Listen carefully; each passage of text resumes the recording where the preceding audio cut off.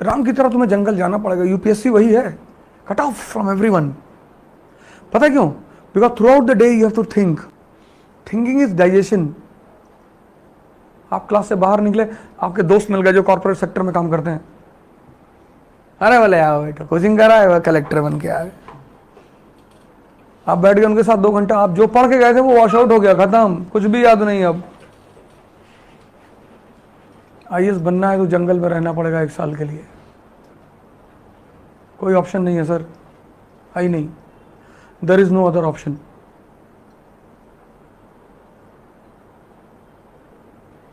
है ही नहीं। खुद से रोना पड़ेगा, गाना पड़ेगा, कभी कभी खुद ही रोओगे कमरे में बैठ के, फिर खुद को मोटिवेट भी करना पड़ेगा। कोई नहीं मोटिवेट करेगा। मोटिवेशन सैनिकों को दी जाती है। कभी किसी राजा को कविता सुनाते सुना किसी को? सैनिकों के लिए पोएम लिखी जाती है। राजा सेल्फ मोटिवेटेड रहता है।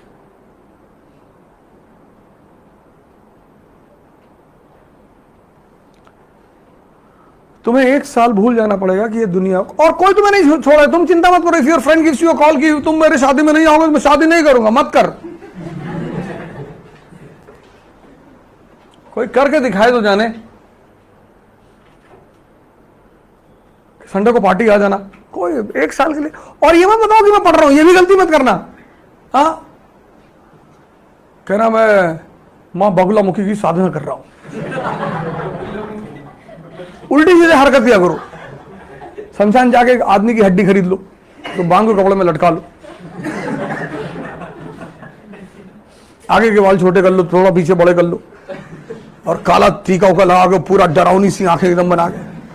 ये मैं बताना आईएएस की तैयारी कर रहे तो तुमको बहुत परेशान करेंगे सब, खुद ही तुमको अवॉइड करेंगे उल्टा सीधा देख के। पेड़ पे खड़े होकर चिल्ला रहे नीचे उतर। किसको उतार रहे भैया? बोले आत्मा आए पिछले 400 साल से बैठे, एक शीशी लेके खड़े हुए नीचे। मन लोगों को लगना चाहिए कि तुम अब उनके काम के नहीं रहे।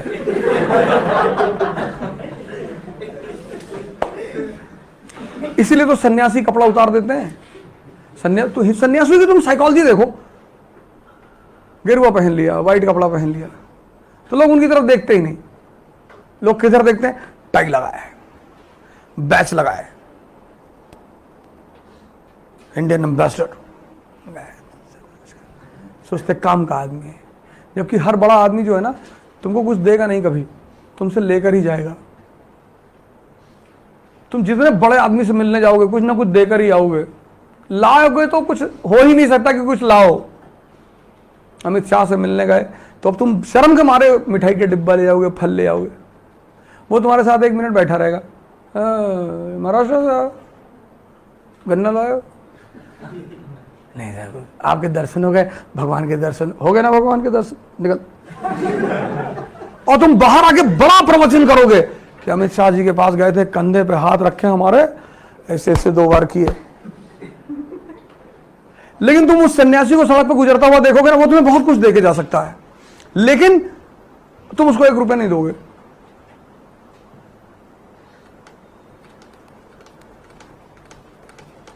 तुम जिनको देकर आते हो उनसे तुम्हें कुछ मिलता ही नहीं।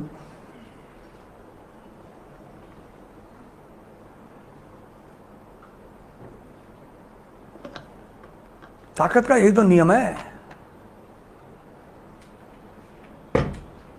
जिनसे मिलना है उनको तुम 1 रुपया नहीं दोगे। हट्टे कट्टे सन्यासी भिखमंगे की तरह घूम रहे हैं, नहीं कोई काम कर ले जो है। अरे तुम्हारे पेट में काहे दर्द हो रहा है?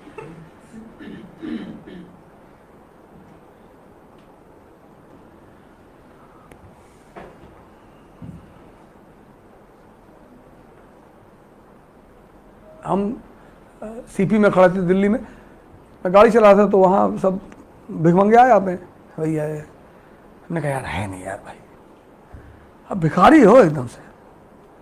तो मेरे एक दोस्त बगल में बैठे थे, कहे कि ये सब रैकेट चला रहे हैं। तो उन्होंने उससे कहा कि काम क्यों नहीं कर लेते तू? बोले उतर आ गाड़ी से, तेरी सैलरी से 2 गुना ज़्यादा दूंगा, आजा। हमने क्या जरूरत थी बोलने की? वो जॉब कर रहा है अपना, उसमें तुम काहे पेनिट्रेट कर गए? बड़ा आए, उसका ही बिजनेस है, एम्प्लॉयमेंट है उसकी, इतना आसान है किसी के सामने हाथ फैलाना, और वो भी जब वो तुमसे कह रहा आगे बढ़ आगे बढ़, तब भी तुम कह रहे हो कि 1 ही रुपया दे दो। ये टैलेंट है। तुम करके देखो आज जाके, अगर तुमसे कोई कह देगा आगे बढ़ो, तुमको गुस्सा आएगा कि दिमाग खराब करना। तुम जाओ मैनेजमेंट से कह दो कि हमारी 2000 रुपये फीस कम कर दो, फिर मैनेजमेंट आगे बढ़, तुम कल से आओगे नहीं यहाँ पे, तुम्हारे ईगो को हर्ट हो जाएगा कि 2000 कम कह रहे आगे बढ़ो। उनका टैलेंट देखो तुम, खड़े हो, इसका पैसा लेते हैं टैलेंट का जो तुम्हारे पास नहीं है। मुंह बनाते हैं, रोते हैं, सब आर्ट है। उसी मुंह बनाने रोने पे तो शाहरुख खान को दे आते हो 300 रुपया पिक्चर में, वो भी तो यही करता है, हकला दिया। भिखारी भी हकला देता कि भैया गले में प्रॉब्लम है, तो वो भी तो वही टैलेंट दिखा रहा है, लेकिन चूंकि बड़े पर्दे पे नहीं है इसलिए तुम लोड नहीं लेते उसका। तुम कभी ऑफ द सीन भिखारी को देखो, जब वो भीख मांग के वापस जाके बैठ जाता है, तब उसको देखो।